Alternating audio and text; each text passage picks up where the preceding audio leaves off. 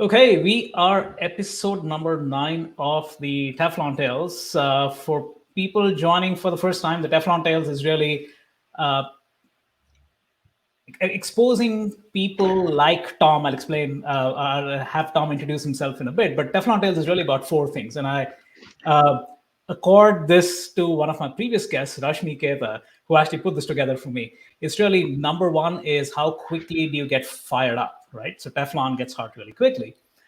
Number two is detachment, right? It's all about non-stickiness. So you're getting hard, but you're still being non-sticky.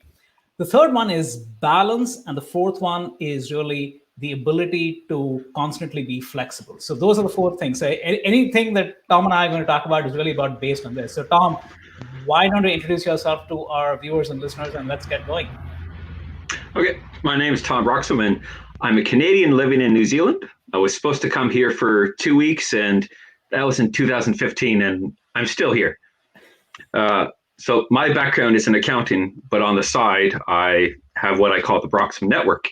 And what that is based on is helping job seekers out and other people who have difficulties with networking. Some people might not want to do something like this, and some people it's just that they just feel alone. And so I help out people who network on different aspects. Yeah, so let's talk about that. This was going to be my last question, but then this is a perfect lead into that. So I'm going to ask you this, right? And when you and I first connected, one of the things I started seeing was you were posting about it's okay to be not okay. And it's a short but powerful phrase. So talk a little bit about the reason for doing that and how has that resonated with your connections? Well, we're all going through something right now. And what's happened the last 8 months, everybody has been affected in one way or another. Mental health for me is a very big thing. It's something people just did not want to talk about. But now, because of this pandemic, more and more people are talking about their mental health.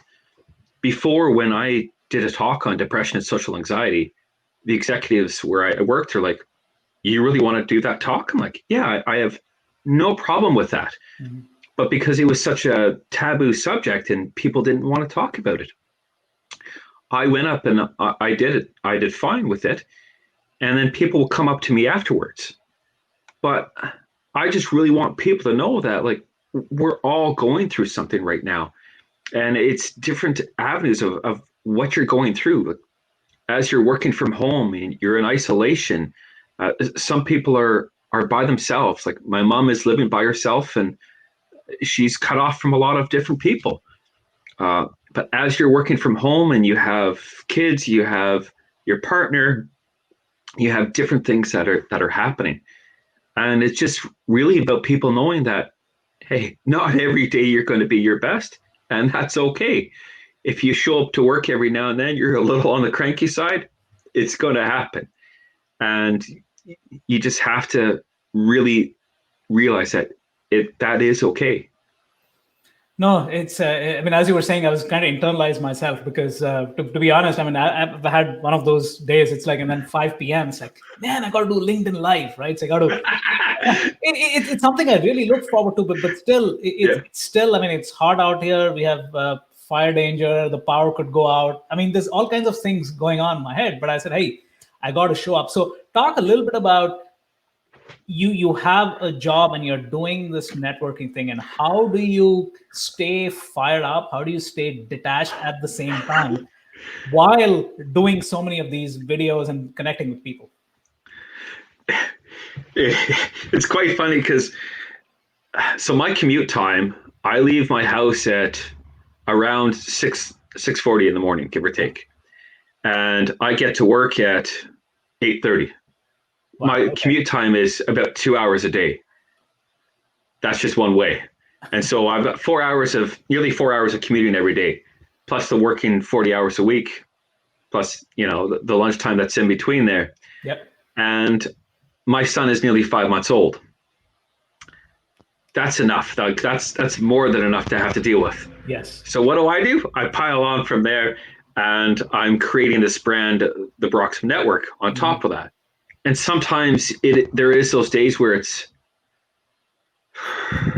I just nothing left in me. Yeah. And I remember I took a picture a few months ago, and I just looked completely drained of life, and there was just nothing in me.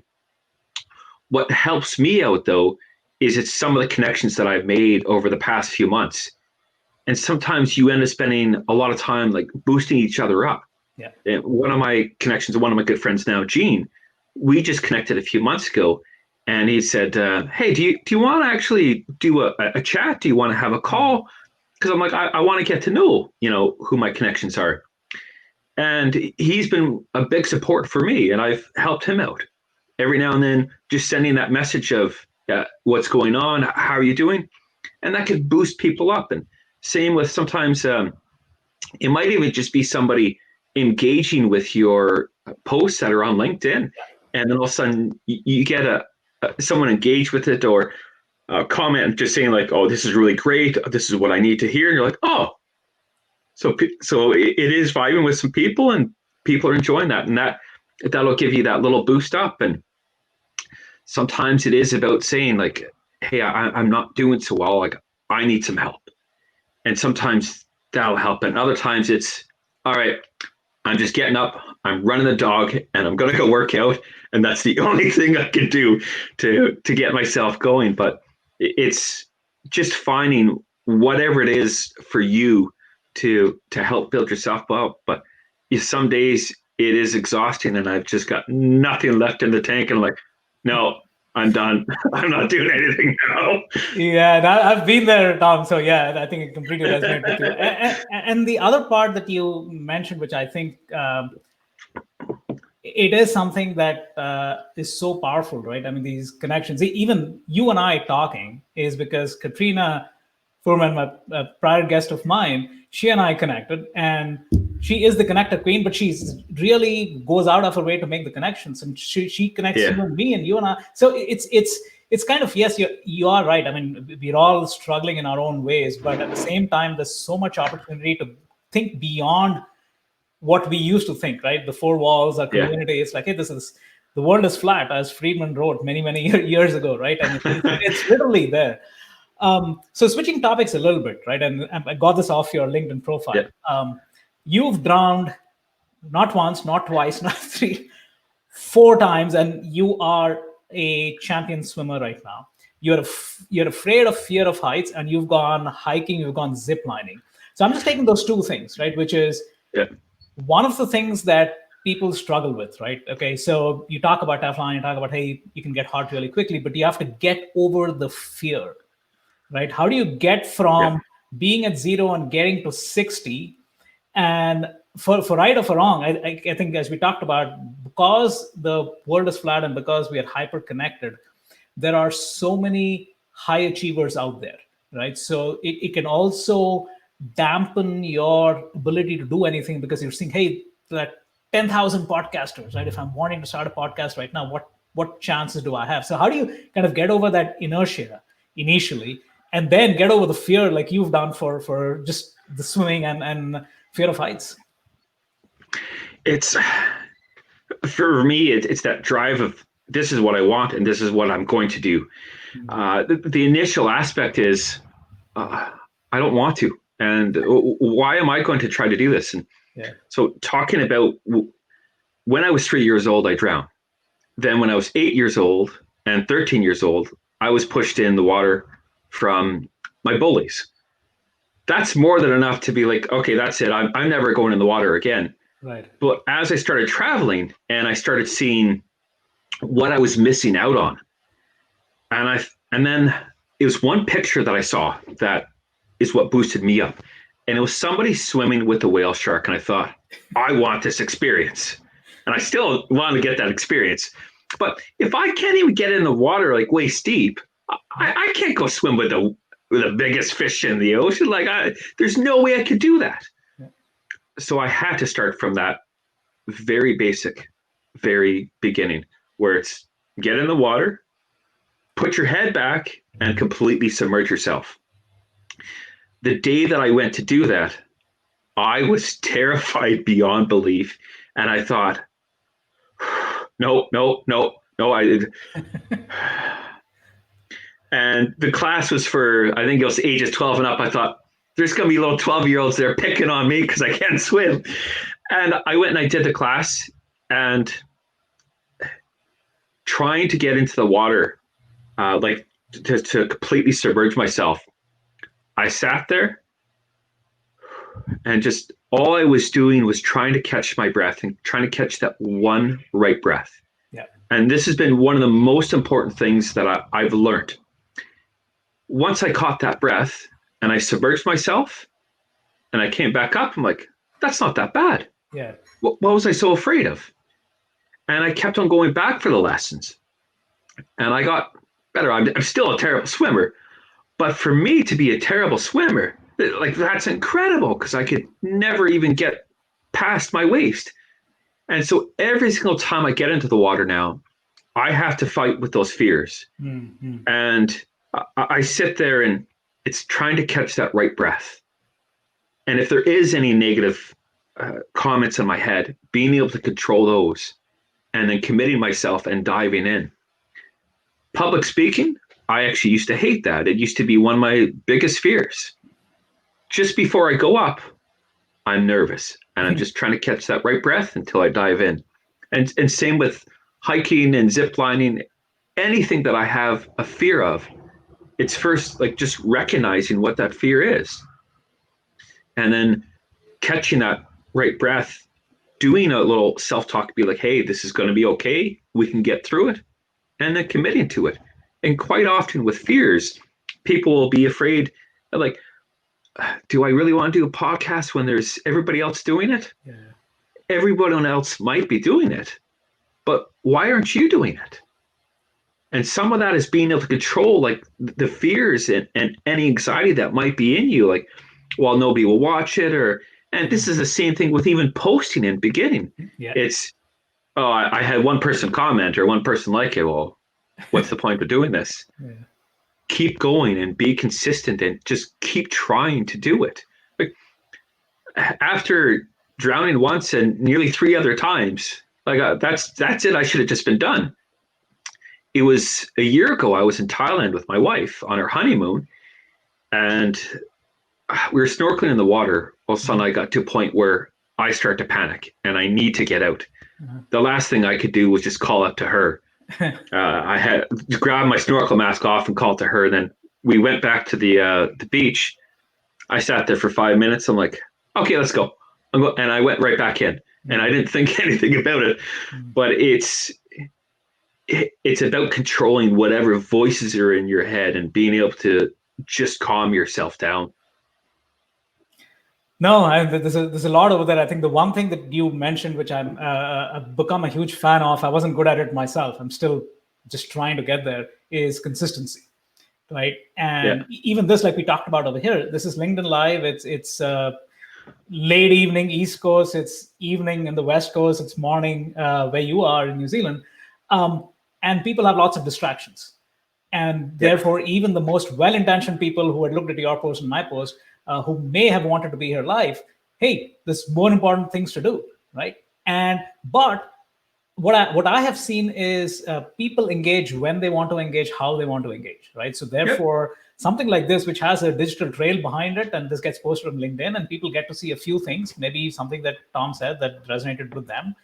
And that always comes back. So it's a great point to say, hey, you've got to be consistent. The other thing, which is something that I've asked my prior guests, and I've got some really interesting commentary about how they go about doing it, is this is people trying to do too many things all at the same time, right? You have 6 urns on the fire, you're trying to get heated up. You're going to burn out at some point. So again, how do you look for indications on what's working, what's not working? Where do you slow things down? How do you turn things up? Really talking to yourself and just kind of checking in with yourself, and having someone on the outside that you can talk to, because sometimes they'll notice like what's going on with you, or they might be like, you don't look so well right now, like, and the picture that I mentioned to you earlier where I took it and I just I had this completely drained look on my face. I'm like, oh, I think that's time for me to take a break and to back off a little bit about what I'm doing. And a lot of it is just, for me, is just checking in and just talking with the people that are close to me and like asking how they are, or asking myself, like, how am I really feeling? And like, I'm up every day between 4:30 and 5. Not that I really like it, but and there's some days where it's, oh wow, it's 6 o'clock and I'm just getting out of bed. Yeah. Oh, okay, it's one of these days. And when I woke up today and I'm like, oh, that's not good. I'm like, my hands are stiff, my legs are stiff. I'm like, okay, I'm not going to go work out today. I'm just gonna take it easy and relax. No, it's so important. And again, thanks, Dilip, for commenting. And it's interesting because sometimes you don't spend enough time with yourself. Like I'll be honest with you, right? Yeah. Today, like I said, it's one of those days, and I have LinkedIn Live coming up over here. I took a 20-minute nap. I had to, right? Yes. It's the middle of the day. My wife is working. My daughter has doing something else in the other room. It's like, but I have to do it, right? You have to be kind to yourself. And that's number one. The other thing that you mentioned, which I think is super, super important, is having a network that you can fall back on, right? These are non-judgmental people who are not out to kind of all the time tell you got to keep going. No, these are things you can do to kind of have that. But at the same time, again, this is, you got to give as much as you take, or you got to give twice as much as you take, right? So the same thing again. If you have a network, make sure to go back, and things that you learn, make sure that people can benefit from that. As I've seen that also can be hugely impactful. So and this is a hard one. So I'm warning you, Tom, which is sometimes you get wound up with yourself, right? And passion is great, right? You want to have an impact, and yet you have to be detached, right? The restaurant industry, travel industry, great people doing great stuff. I mean, AMC Theater is probably the largest movie chain on the planet, doesn't have money to last, I think, beyond the end of the year, right? So the question that comes back is, how do you stay detached, knowing that tomorrow life could be dramatically different and you may need to pivot? So, and unwinding from your so-called point of success or point of competency and trying to pick up something that's brand new. So, how do you how do you maintain that insulation, knowing that you might have to pivot tomorrow? And sometimes people get wound up saying, hey, you know what? Oh, I'm still in the restaurant industry, except people may not dine in as much as they used to, right? So therefore, what else do you start doing? And there are great examples of, okay, I got to tell you this. One of my contacts, he is now an official Zoom concierge. That's a business. Wow. Right. So 6 months ago, he was a speaker, right? He was and used to go up on stage, and that obviously evaporated.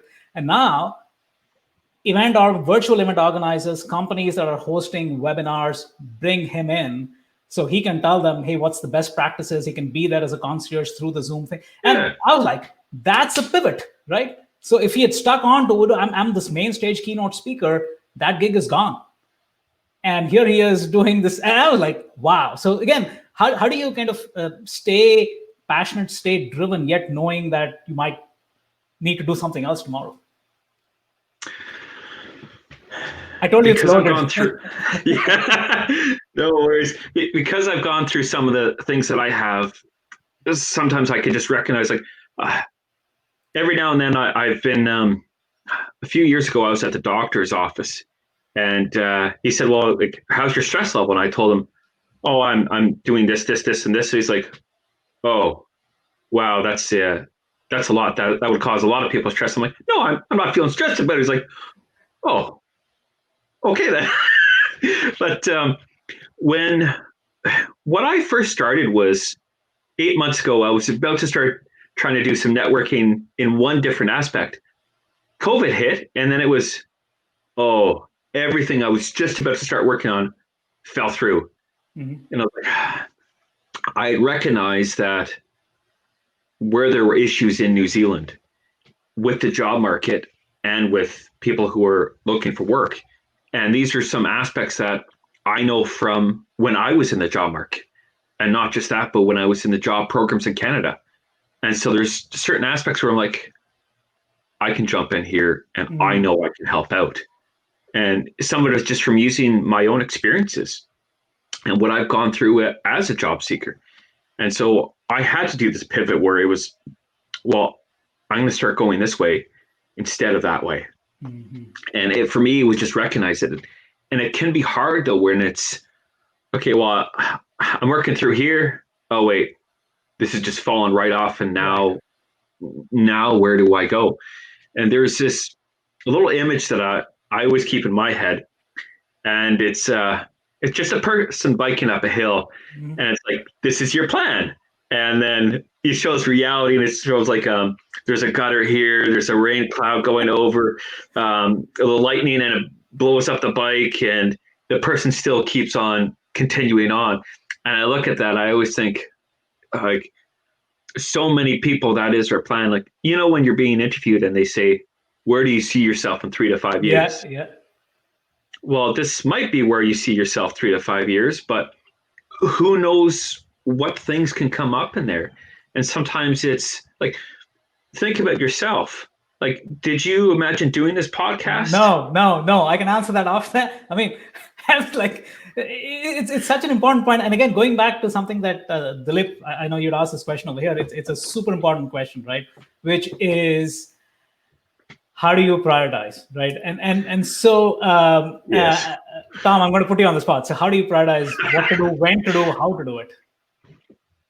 Well, before I started trying to work on my brand and different aspects, I would be on the train and I was on Facebook or I was watching Netflix. Sometimes I was just having a nap, but I wasn't doing anything. And there's a certain element of me that it's not happy. And I'm like, well, this is what I want to do. Yeah. And it's about a matter of saying to myself, no, I have to do it. Like, some people will go and work with a coach directly and be like, this is where I want to go. Help me out with this. And what I like is some of the people that I have in my network now, I'll tell them, this is where I want to go. Well, what are you doing for that? Yeah. Nothing. But some people, like, when you think about the workplace, how many people that are there and they're angry because they hate their job, but what are they doing about it? And nothing. Yeah. And they just go in there day in, day out being angry. And that's when you really need to recognize yourself and be like, I want to do something different, so I have to find the time. And like, a lot of things that I end up doing are on my commute in, because when I'm on the train, I'm on there for an hour. So that, well, 2 hours a day, but that time is perfect for me to be able to work on my business, to work on a script, presentation. Or I could just watch Netflix the whole entire time. Yeah. Nothing wrong with doing that either. But if I don't go and make it a priority, I'm not going to get any further. And sometimes you have to do it. Why I say, like, you have to recognize it and you have to do it is, Ashwin, like, we could talk all day long about all these great things that we're going to do and like all these great tips that we can give people. But unless they say to themselves, I'm going to make it a priority, it won't happen. And you really have to be the driver of it. Some people can, your network around will help you out with that, but you need to be the one that really drives it. 100% agree. So Dilip, I'll give you my 2 cents. I just have to feed off what Tom just said, which is, I'd applied for LinkedIn Live about a year ago, right? Silence. I applied, I reapplied, and then about I think about 2.5 months ago, I got an approval saying, "Hey, you just go," right? And I was like, "Yeah, I'm going to go." But then I hit that pause button, saying, "There's nothing that I think I have of value to share." And so for me, that 2.5 weeks of, like you said, the commute time, the mental commute time for me was, okay, is there value that I bring to the community? I just don't want to go live because, hey, I can go live, right? Yeah. And there was this one video that I did about the Teflon analogy that seemed to resonate, and that's how this whole experiment started. But where I'm getting with this was, I had no idea that I'm going to be doing it one a week. Right? I started doing one, and I said, "Hey, if people show up, I'm going to do it." And then Sunday, who's the guy who actually puts these flyers together, and he said, "Ashwin, are you doing it every week?" I said, "I haven't thought about it." He said, "Please, this is not because I want your business.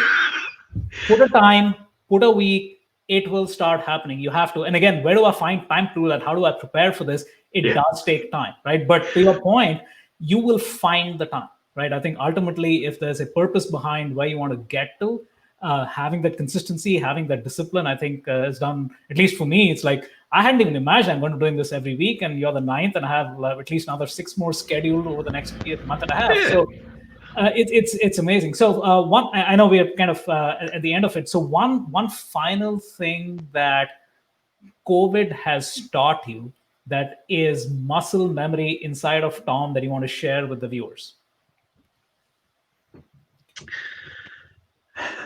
For me, a message that I always tell people is that today's connection is tomorrow's opportunity.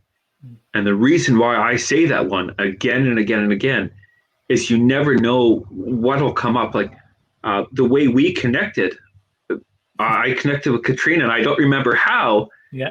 We sent a couple of messages back and forth. I went onto her podcast. Now I'm here, and I've got a few other ones that are coming up. And it's like, it's how I do my logo too. Like you start with the one opportunity, you have a coffee with somebody. Next thing you know, you got a room coming up, and other opportunities come up from it.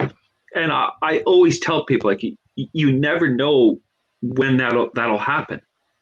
And with COVID, like, if anything that's good has happened, like, besides people saying like it's okay not to be okay, it's how many people have connected and really connected on here, and they're going beyond of just, oh, I need to connect for this reason. It's, well, what's going on with you? Yeah. And a lot of connections that I've got now, it wouldn't have happened if it wasn't for what's gone on the last few months. But recognizing what's happening and going out of my way to actually connect with different people. Yeah, no, it's so true. I mean, the sun is going down, so I'm getting darker and darker. So let me turn on the light for a minute. Yeah.